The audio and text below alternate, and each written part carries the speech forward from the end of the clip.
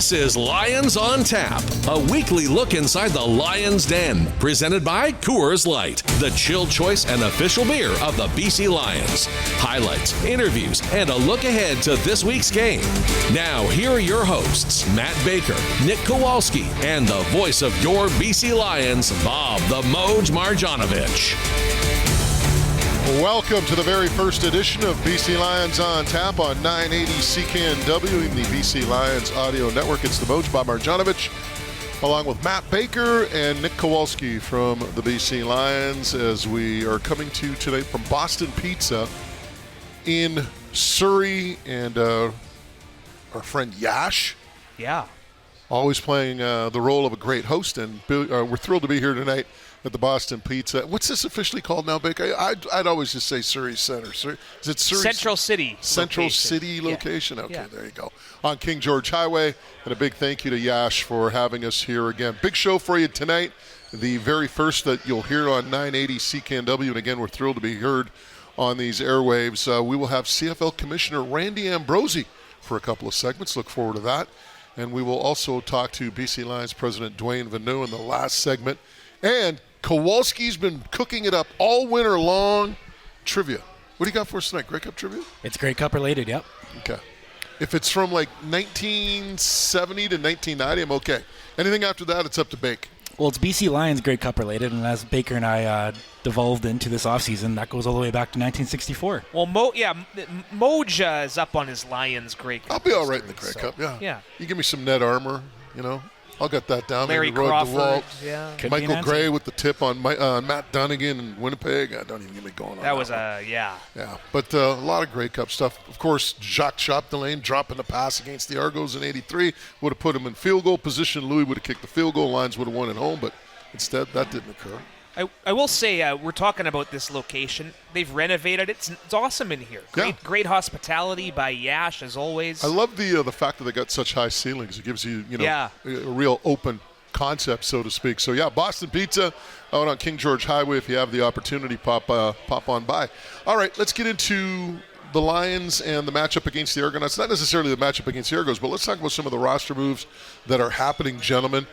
First off, cuts were announced on the weekend, and one that surprised a few people. But as I wrote on my column at Black Press, if you really kind of dug deep and did your due diligence, the release of Marcus Sayles really didn't come as a surprise, Matt Baker. Yeah, and you know what? Rick Campbell said all along that there was going to be tough decisions, and that's a good problem to have, right? I mean, you've been around football for a long time. You've covered lots of Lions teams where there's one or two guys who have been around who aren't part of it at the end of the day, and happy to see Marcus land in Saskatchewan today. We knew he would get picked up by somebody, but I think it just speaks to some of the younger talent that's been brought in. I mean, you've talked to the likes of Ronald Kent.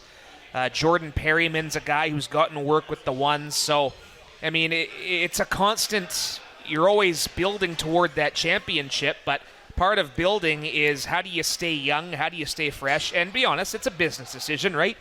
It's a salary cap SMS world, so I think it's. I'll echo what Coach Rick has said. It's a good problem to have. Well, the one thing that you also have to look at from an X's and O's standpoint, and I talked to Ryan Phillips about this, the Lions defensive coordinator today. Everybody always talks about stopping the run, and they always talk about the defensive line, and they talk about the linebackers. It's like Ryan said today. It's a 12-man effort, right? So if you want to get better against the run, you also have to improve your secondary in terms of run support, whether it's contained, whether it's coming up and making tackles. And the one thing that he really likes about a couple of guys that we're going to see quite a bit this year is the physicality of Patrice Rene, who's going to wind up playing that linebacker spot with Manny Rugamba moving to the field side half. And the other one is the physicality of Jordan Perryman, who's going to be playing corner, right? So two bigger bodies, two more physical bodies that he believes is going to help in the run game as well. Yeah, and I know Nick will echo this. We'll get his thoughts. But this defensive line, a couple of new faces. Christian Covington, that was a nice surprise before training camp, finally coming home. And it all starts up front with the pass rush. I mean, I know you've spent a lot of time in individual drills, filming the one-on-ones and filming the D-linemen. I know Moj likes to watch in the end zone when those battles are going on in camp. That, to me, is an exciting element for it. Yeah, and you got to look at a guy like Pete Robertson, right, as a big addition in there. And he literally made his mark on the first play of team session in training camp this year where he batted a VA pass down, and he's been doing that all throughout training camp. Yep. He's someone who has elite pass rush skill too. He's been showing that off.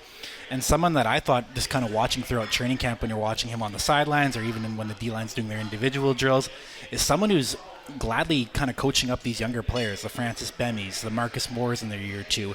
There was one day where they're literally going through the playbook in their hand while they're waiting for the special team period to end, while Pete, and you can see he's teaching up Francis and also working with Sione, obviously, right? Because they're going to have good chemistry off both ends there. So that's something to watch for this season. Well, again, we talk about stopping the run and how that's been a priority, and we talked about some of the decisions they made in the secondary. For people that are just joining us, of course, you're looking at Peters playing corner. You're looking right now, based on what we saw in practice, Manny Ragumba playing field side half, Adrian Green at safety. The other half, you're going to see Deontay Evans bumping down from the corner spot and Jordan Perryman playing corner. Now, I talked to Ryan Phillips about this today. He said there's still going to be some mixing and matching. Ronald Kent is still in the picture. He could wind up playing half. Maybe they bump Deontay back to the corner. So there's a lot of mixing and matching there. Adrian Green is very versatile as well. So I think it's going to be a work in progress for maybe a little while here until they figure out what their configuration is going to be. But you also talk about that defensive line with Robertson and with Covington. And one of the things that they really like about that is the fact that they don't have to run as many packages, right? Because the players that they have aren't necessarily one-dimensional. They had that in the past. I mean, Woody Barron, great pass rusher, but Woody Barron against the run wasn't that great. Matthew Betts, as good of a pass rusher he was, Matthew wasn't the greatest guy in terms of run stop. When you have Robertson and you have Covington, you have guys that can play both ways. They're not one-dimensional. As a result, you can play your base defense a lot more, and with that comes a lot of versatility in terms of what you can do because these players are versatile. And we talked about it with the secondary as well today with Ryan. It's like you've got the ability now to run your base a lot more, and with that, you're not giving a tell. Right? When you're running personnel in a pass situation, you're sending out Woody Barron and Matthew Betts. People know what defense you're basically playing. You're playing a pass-first defense. Well, guess what? Now we'll see what we've got in terms of personnel. So I think it's great for the BC Lions and great for the defense.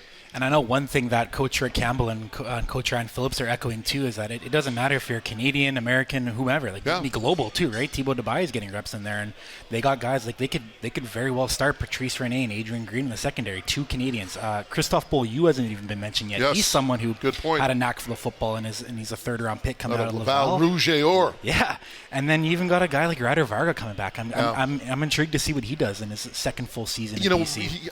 I was really looking forward to see what he's going to do in camp because, super smart guy, a guy who kind of gets it. He's a physical specimen. Unfortunately, kind of got sidetracked a little bit with mono and lost a little weight.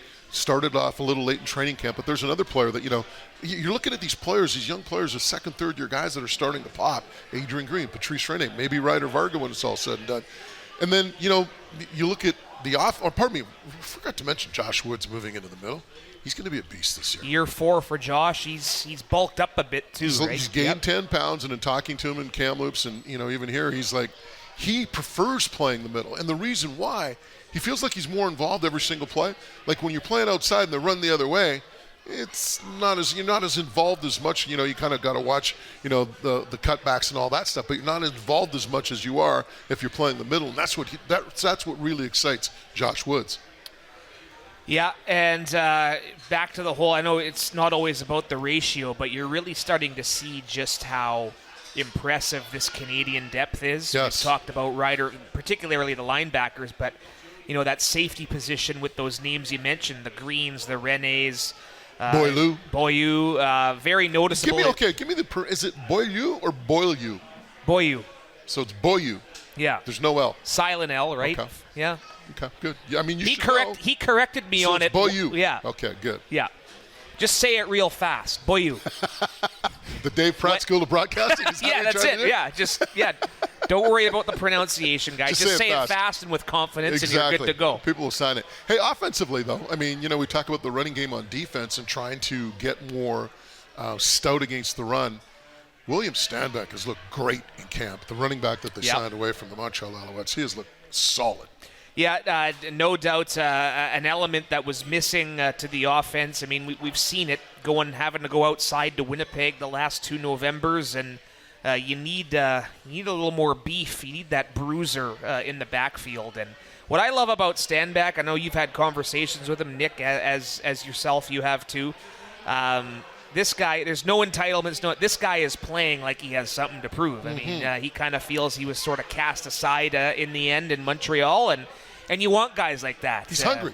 And he has a chemistry with VA, too. So that obviously, VA was a big pitchman to get him here.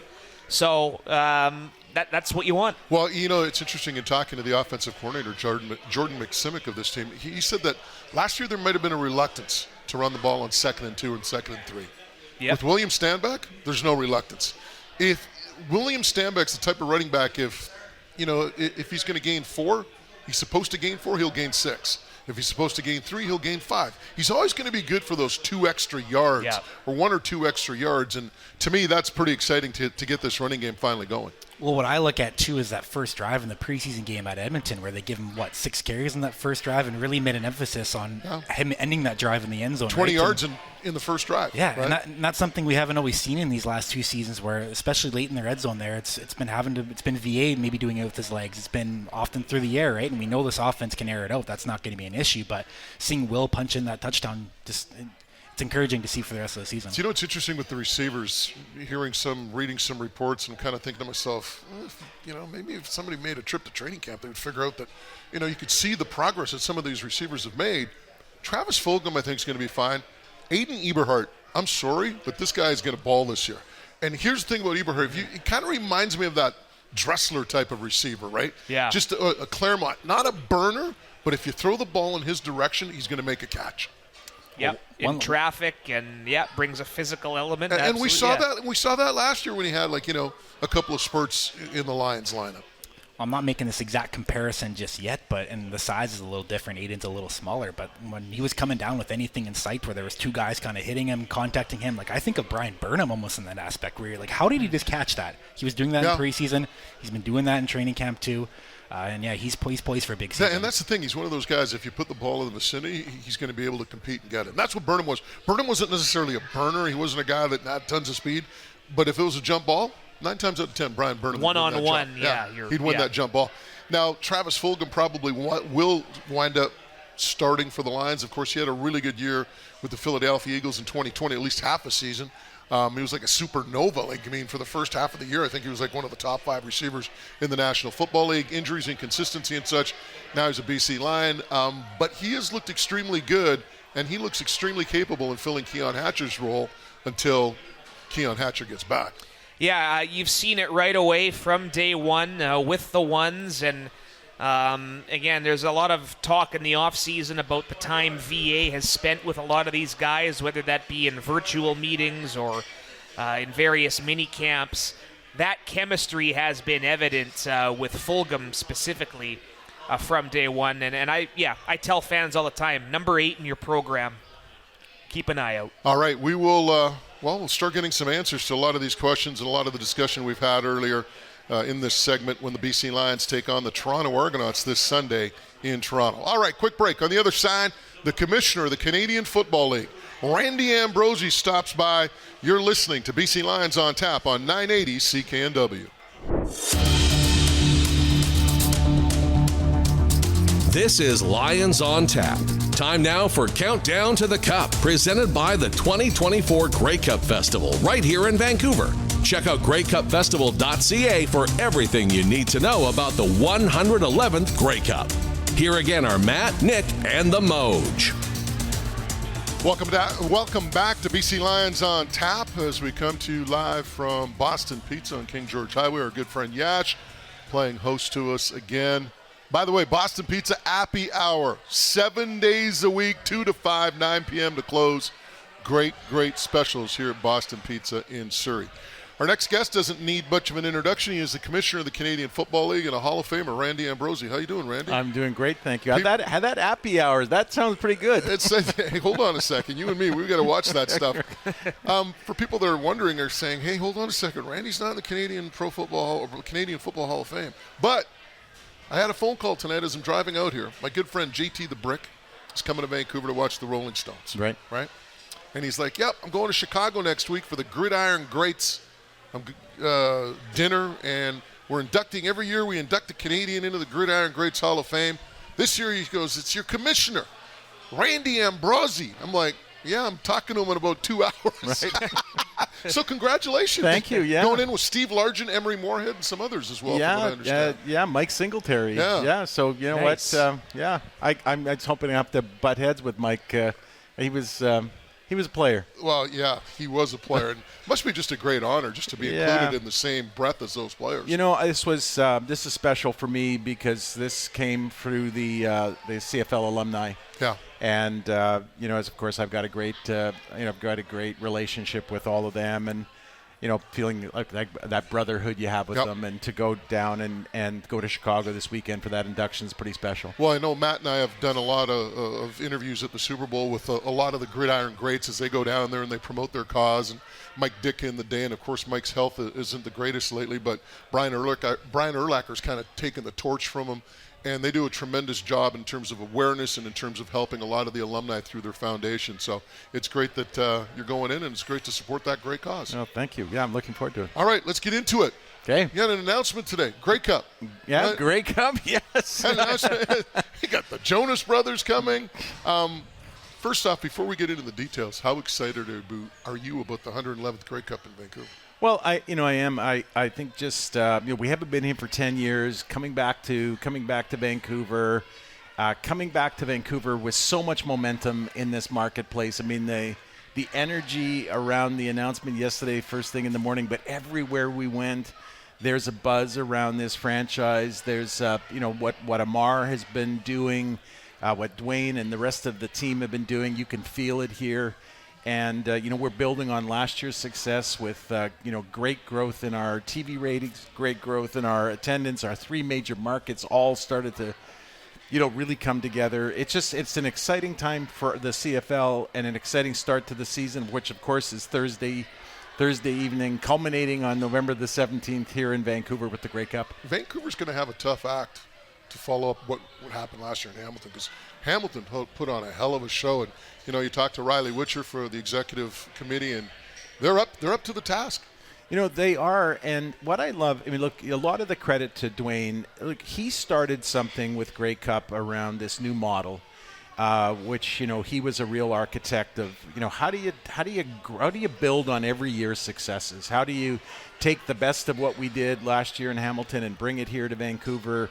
Build on that, and then pass that torch on to Winnipeg for Grey Cup 2025. And it's so great to have this game here at such a great time in the Lions' history, but really with Dwayne, as one of the key architects, I think is pretty special. You've been in town for a couple days, right? You've done quite the media tour, radio stations, TV stations, some podcasts. You're with us here at Boston Pizza.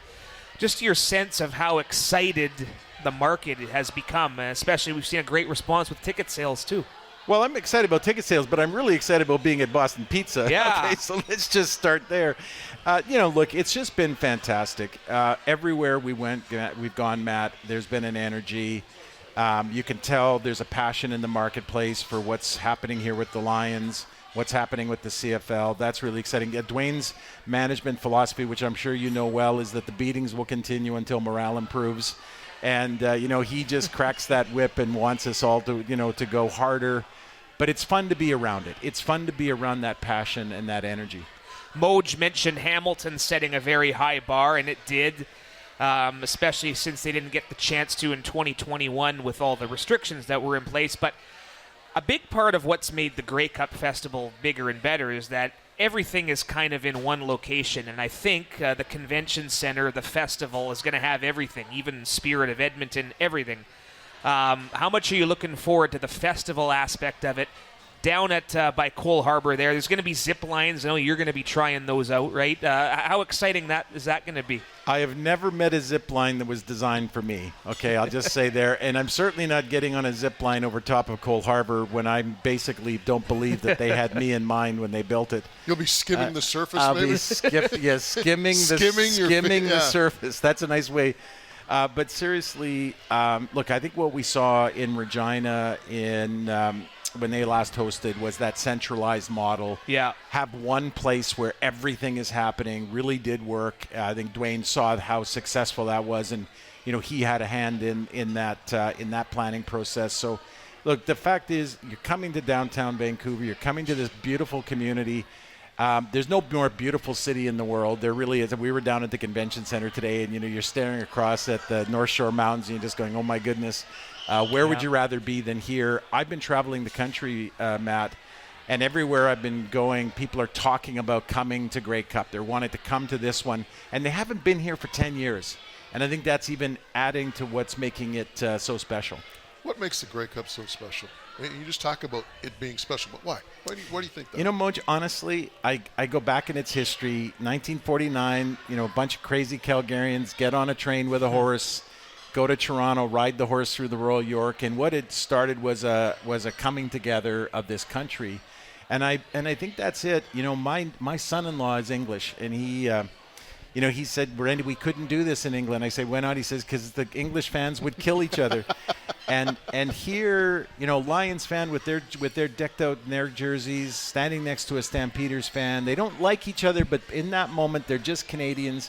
I think it's that coming together. It's the festival. It's the fact that it's inclusive. It's welcoming. There's fun. There's energy. It's more than a game, but it's such a big game. All of those things combined, it's just a special part of being Canadian. The CFL Commissioner Randy Ambrosie is our guest. This is BC Lions on Tap, coming to you from the Boston Pizza on King George Highway. And that's something that, you talk about being uniquely Canadian. I can't think of anything else, any other event where people get together and they just celebrate the game of football, right? I mean, even in the U.S., there's always kind of like that rivalry type thing, whereas here it's like if you're from Saskatchewan, you're from Hamilton, you're just having a great time. I mean, of all the Grey Cup festivals I've been at, I don't think I've ever seen one fight. No, not one. And here's an added feature to where I think we are, and I'd be interested to hear what your thoughts are. Look, this journey we've been on, which has led to a lot of growth and success in the last few years, really started with the idea of doing a consumer research study, and it boiled down to these two things: reason to watch, reason to care.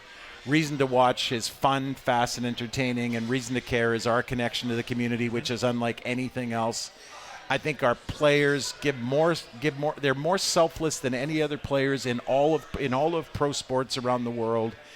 But ultimately, what I think is making it special is I think this reason to watch, that you don't have to be the biggest to be the best. I think we've got the best brand of football in the world.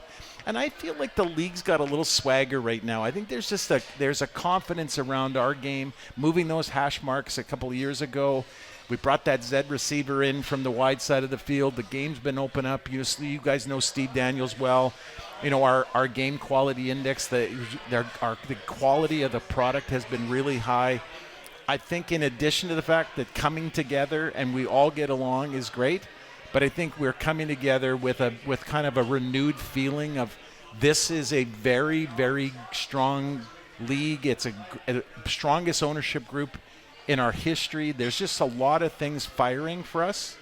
And I think that's going to make it even more special. We will get into the state of the league in the next segment, but let's talk a little bit about the Lions and Amar Doman and what he has going on in BC. Man, so many people. My phone's blowing up. Hey, can you get me some tickets to 50 Cent? Can you get me some tickets to the opener? So I'll be talking to Dwayne Manu here at the end of the night. But it's crazy how many people are just on board. And I tell people, I said, Amar has a vision. Yeah. To me, that's probably the biggest reason for his success. Well, one of the reasons for his success. He has that vision. And these two guys sitting beside you, and Matt and Nick will attest to, it's been rejuvenating to go to work. Because if you have a vision, if you have an idea, it's not met with a shutdown. It's like, okay, how are we going to get this done? Let me provide you the resources to get this done. And you just look at the social media team that we have in place in BC. I think I can rank it up with any social media team for any sport in any league. So that's the one thing I see with Amar is that vision. Yeah, and it started with, frankly, if you look at his initial press conference, he talked about this team belonging to the entire province. And then what does he do to make your point, Moj? He's taking a game that you guys are taking a game to Victoria. Yeah. He's sharing the game with with Vancouver Island. He is he is a remarkable person that way, and he's having a positive effect on not just on the market here, but he's having a positive effect on the Canadian Football League, and I think that bodes well for our future. Yeah, and Moj hit it perfectly. Yeah, definitely great vibes inside the organization right now, and the only thing that'll make it better is to have another winning season and finish the job. But yeah, definitely good times in the office and beyond these days. So when you look at the Lions and what they've done, as we kind of segue into maybe what can occur in the rest of the league, do you see it as a template? Do you see it as something other CFL franchises can model and say, okay, look what they're doing in BC. Look at the interest that they have in BC. Can we do this in Edmonton? Can we do it in Calgary? Can we do it in, Winnipeg and Regina? I'm not going to knock them too much, but you get the idea. Yeah. Well, success is contagious.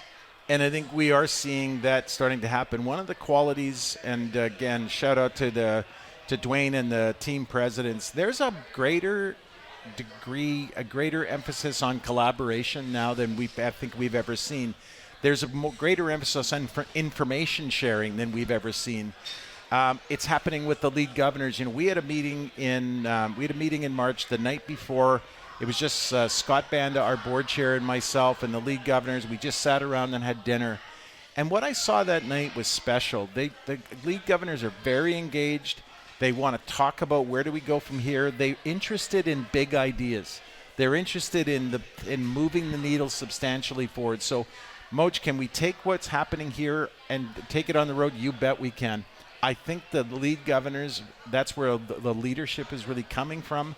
They know we're onto something special, and now they want to use that and springboard to new heights of success. Well, I think the other thing, too, is, you look at the Lions, and Amar's always talked about this, and I'm sure Matt can chime in, it's BC's team, right? Mm-hmm. It's not Vancouver's team, it's BC's team. And having the game in Victoria, Touchdown Pacific, his hometown, I mean, to me, that's another commitment, another vision that he has that he's executing on and bringing the game to the fans in Victoria. And Matt and Nick will attest to the amount of community outreach this team does, not only just in Vancouver, but both throughout the course of the province in the offseason with players going to Kamloops or Prince George or wherever. I think, other teams can learn from that as well. I mean, Saskatchewan clearly does it. They're the province's team, but just because you're the Montreal Alouettes doesn't mean you can't go into Quebec City or the small parts of Quebec and the small cities and get those fans excited as well. Yeah, and again, I think we are seeing that. I know Mark Waitman, we've been talking about that in Quebec. They are doing a lot around that province. Certainly, you talked about the Riders. They do that. Edmonton's been doing that for a long time, especially in the northern part of the province. Winnipeg, the Bombers have been doing that. Wade Miller, you got to shout out to Wade. Wade's done a lot of things right in Winnipeg, and there's been a great deal of success. But just go back to the point. I think that what you asked, and I think it's spot on. I think we are seeing the teams helping each other, learning from each other, looking at how do they take these best practices and apply it to their own franchises. That, to me, is a secret for long-term success. And I think what you see on with our team too is that Amara is big. His vision is that these play with the pros clinics that we have to attend throughout the province. The whole idea is to get kids, and it means a lot to the kids. Like, I see it firsthand where they say that was the best hour I've had in months of my life, hanging out with these pro athletes and learning some tricks from them and all that. But I guess the idea is that these kids will one day, they'll already be going to CFL games, but the idea is that they'll be wanting to get season tickets and then become a lifelong fan, correct? Yeah, for sure. And look, Dwayne was sharing that idea that this one program you run is where the kid is the actual season ticket holder, and then they bring their parents along. Well, how cool is that, right? So you're going to end up with a generation of fans who said, yeah, I was a season ticket holder when I was 7 or 8. And I like that. Hey, how cool is that going to be? And then they're going to be talking about being a season ticket holder for 50 or 60 years. That's how you build. But you're right, Nick. Like, I think Amar and Dwayne and this whole group, you guys have got to – you've got an emphasis on that grassroots. So I was with Amar Monday morning, and he was talking about the fact that he was coaching his football team the night before. He's got such an authentic passion for growing the game of football, for making the BC Lions, for the BC Lions supporting the growth of the game at the grassroots. You got to love that. All right, we'll take a quick break. On the other side, more with CFL Commissioner Randy Ambrosie. You're listening to BC Lions on Tap on 980 CKNW.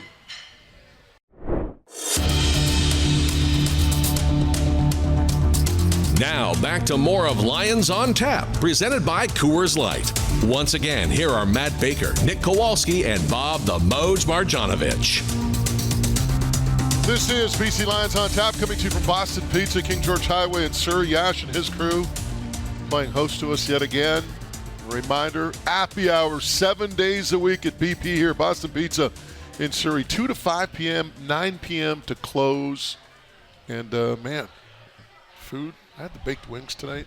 A little salad, I think you guys had, the buffalo chicken, Matt? Yeah, buffalo chicken square pizza. Yeah. Yes, highly recommend. 10 out of 10. Yeah. Yep. Randy, what do you have, the left side of the menu or the right? Well, I didn't have the salad, I'll tell you that. Okay. You have me at wings, okay? Wings is an entire food group. It is. I'm with you right there. I will tell you this quickly. Sorry, training camp, Nick will attest. You got to be careful. Like, those meals are designed for football players. Yeah. And then, to go out and burn carbs. You go out a couple times, you order some wings and nachos. You got to be careful. Yeah, 5,000 steps ain't going to cut it. No, not even close. Yeah, so you got to burn all that stuff off. Randy Ambrosie, the commissioner of the Canadian Football League, is our guest. Of course, BC Lions on Tap. Heard weekly, every 10 o'clock on Tuesday night on NW. And again, so happy to be on 980 CKNW. Just the legacy of that station and the fact that we're on it with the Lions broadcasts, something that for me is very special. I know it is for Matt and Nick too. All right, Commish, let's talk a little bit about the league itself. We talked about BC possibly being a template, a model that other owners can look at. I'll start with stadiums, right? First off, Montreal. Are we looking at a potential for new facility in Montreal at some point? Well, frankly, it's just been I have had this casual conversation with Pierre-Karl Palladot, but Pierre-Karl would say it's just they've got to figure out, they've got to get their feet on the ground and get a lay of the land for where they are. And so I think it's just early in the process for him for what do they do longer term.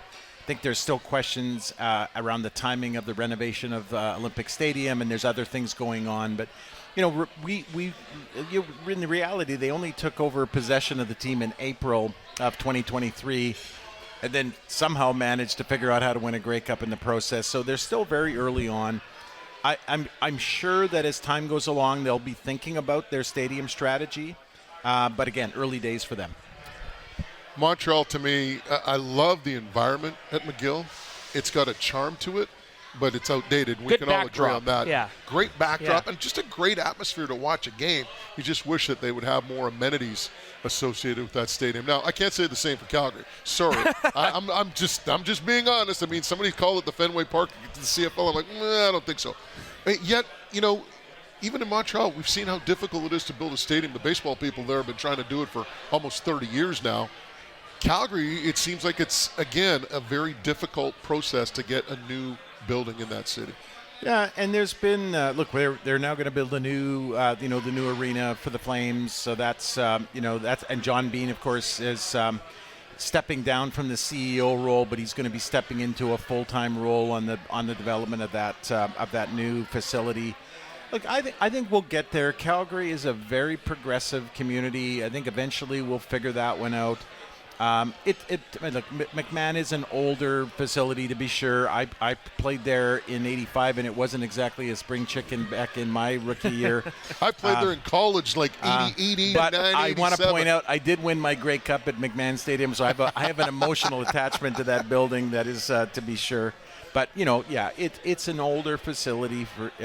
Look, I will say this. Both in Montreal and in Calgary, they make the most of what they've got. Calgary's making some adjustments to the stadium to create some new fan experiences. Jay McNeil's the new team president. Again, they're being very progressive around how do they use what they've got to their great advantage. Well, I'll tell you, I mean, you look at those facilities, and then you look at Regina. You look what you have in Winnipeg, even BC. I mean, those, to me, are marked Tim Hortons Field as well, right? I mean, that's kind of like where the standard is now, and the other teams have to match that standard if they want to have the success. I was talking with a group at the Chamber of Commerce earlier today, and one of the things that I see in my travels is that the communities that see into the future and look at how they make an investment. Look at this market, all of the assets that were built around the Olympics and what it's done for, Vancouver, the Lower Mainland, and the overall area. Once you invest in those facilities, they pay long-term dividends. Hopefully over time we're going to see that happen in those communities. Expansion's always an interesting question. I know Nick is dying to see an expansion team in Quebec City. Why, I don't know, but apparently he wants to. Is that Nick?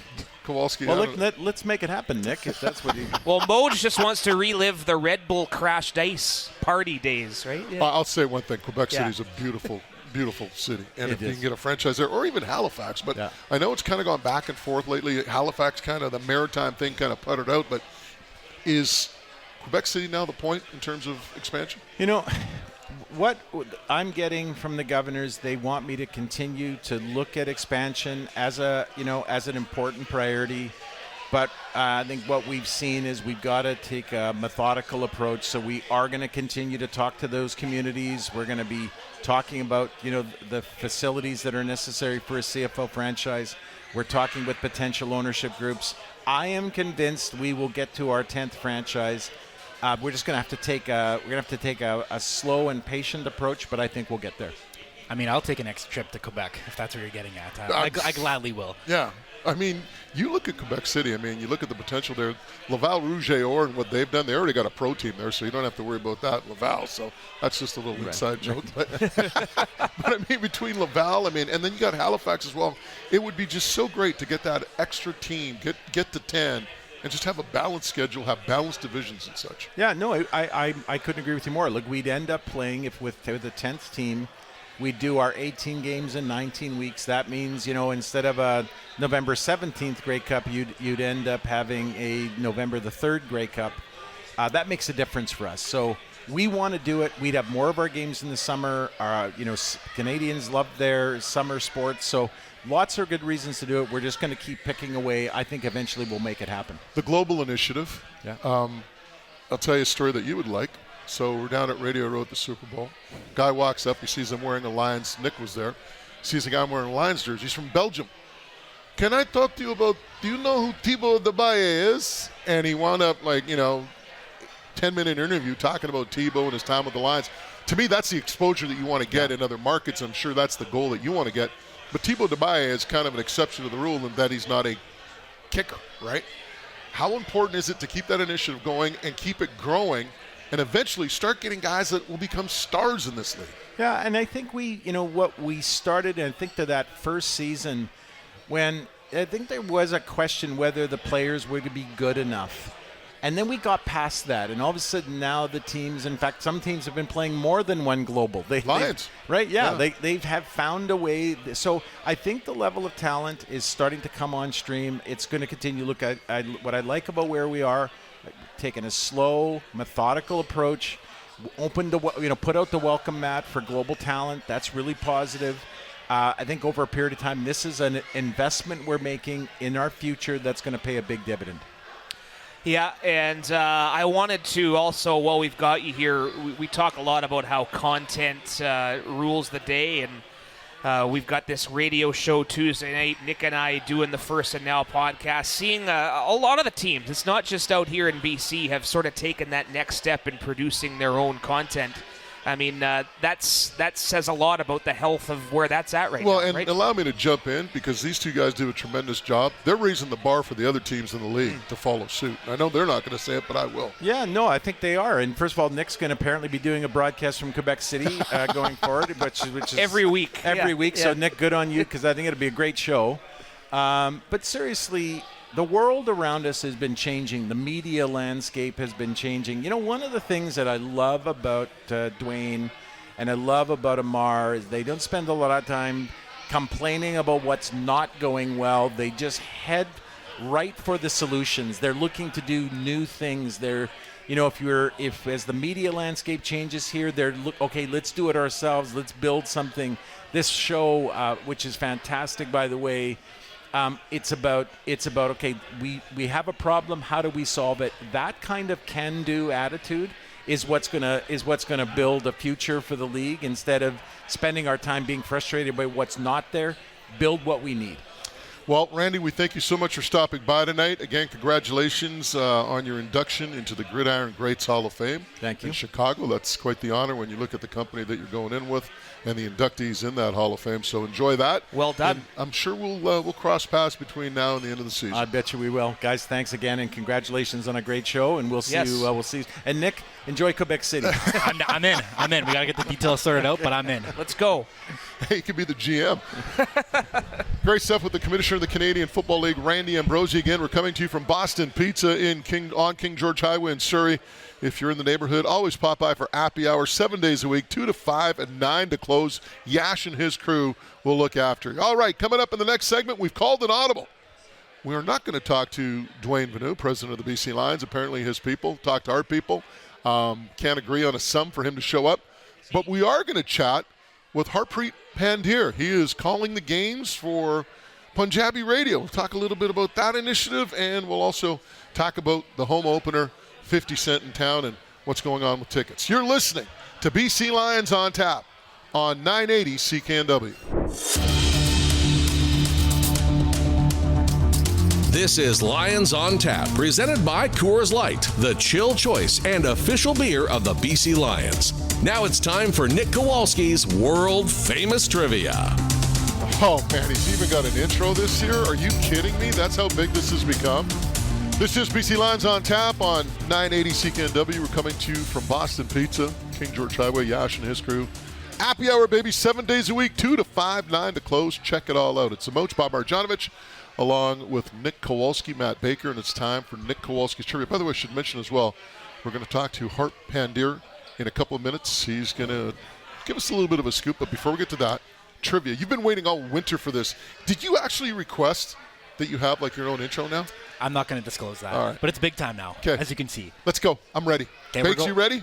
Yeah, I'm ready. Let's get roll. ready to Week carry 1, me. it's a topic. We got Commissioner Ambrosie talking about the Grey Cup, so we're going all related to the 6 BC Lions championships. So I'm just going to give you a statistic and see if you can nail the name that matches this stat. Oh. So who had the single game high in passing yards in a Grey Cup for the BC Lions? Roy DeWalt. There you go. That's correct. 394. Can you guys name? Can you guys name the rushing leader in a single game for the BC Willie Lions? Fleming. Incorrect. In a Grey Cup? Larry Key. Incorrect. Robert Drummond. Correct. 2000. Calgary. Got it. Okay, good one. How about the all-time receptions leader in Grey Cups for the Lions? Grey Cups combined. Oh, okay. This guy has played in 2 Grey Cups. That's why I say plural. G-Roy Simon. It is G-Roy. It's only 8, but it is G-Roy. Yeah. Receiving yards in one game. This one should be kind of easier, I think. So it's a big game. Bakes? Receiving yards, Darren Flutie. I'll give you him, Moji. You name dropped him earlier.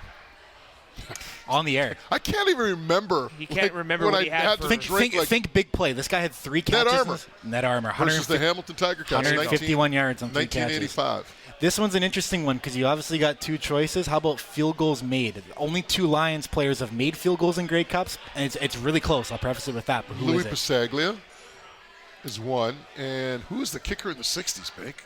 After Louis. Girella. Oh, no, after? Paul McCallum. Paul McCallum. But who has more? McCallum has the record, 6. Total, combined. Yeah. Oh, combined. It's very close. Oh, McCallum.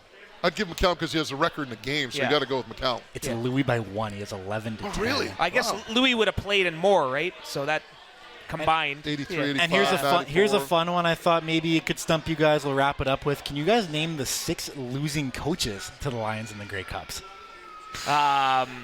Jim Popp, 1. Paul LaPolice, 2. Charlie Taff, 3. Don Matthews. Okay, keep going, Baker. You got Well, all the 4. first, Hamilton. Al Bruno. Al Yep, Bruno. Al Bruno's correct. There you go. See, anything before 1990, I'm kind of in the neighborhood. So the 2 Hamilton ones. We're missing 64. Yeah, you got the 64. Well, Charlie, it's not Charlie, Dave Skrine. Dave Skrine's the winner. Yeah. And Hamilton coach in the 60s. You got me on that one. RS are the initials. Don't know. Ralph Sazio. There you go. Sazio. Ralph Sazio. So Not bad. You're entertaining That was me good. here. Yeah, That was good. There's some All right. BC Lions related Grey Cup trivia. Hopefully, That was streamlined. hopefully we're going to add to it this season. But Yeah, that would be great. It is streamlined, though, so great job. Thank you, Nick Kowalski. Little trivia. All right. In the next 24 hours, there will be an announcement coming down the pipe, and that is that Punjabi sports broadcasters Harpreet Pandher and Takdir Thindal are going to be doing games this year. on Punjabi Radio. Shir-e Punjabi Radio on AM 600. Harp, congratulations. Thanks, Mode. You excited? Very excited. Can't wait. Last year we did our first ever Punjabi game in Edmonton. You guys were there, and to be doing a full season for the Lions, regular season and playoffs, it's beyond my imagination. Long time coming. This is great, and I will say, you guys are good luck. There was a shutout win when you and Tack Deer did it last year, so we expect more dominating wins because you're on board. That's great. Yeah, so we're going to have to call, hopefully we don't have to call the first opponent points in a long time. Yes. What's the reaction been? I know it's a great demographic for us. We know a lot of fans in the community. Safe to say people are excited. Definitely. I've been talking to my dad and his buddies that have been longtime season ticket holders. They're pretty pumped, and younger guys that have followed the Lions. This is a big season, the 70th season. The Grey Cup's here. 50 Cent coming to the home opener. Touchdown Pacific. I mean, what else do you want happening in one season? Do you see a growth in the community in terms of following the Lions and following football?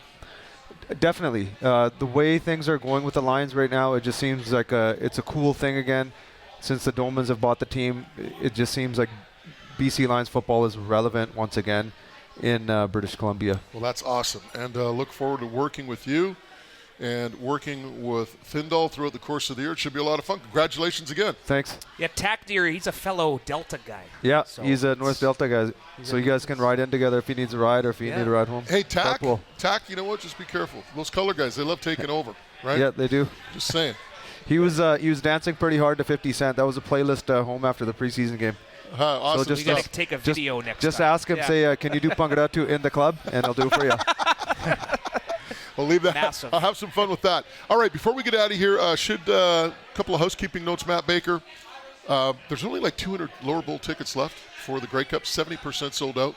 That's going off the charts. And in terms of 50 Cent, we're looking at probably a sellout. Only singles available now in the upper deck. Yeah, and stay tuned. Some possible stuff coming down as far as capacity. But either way, if you're on the fence, you got to act quick.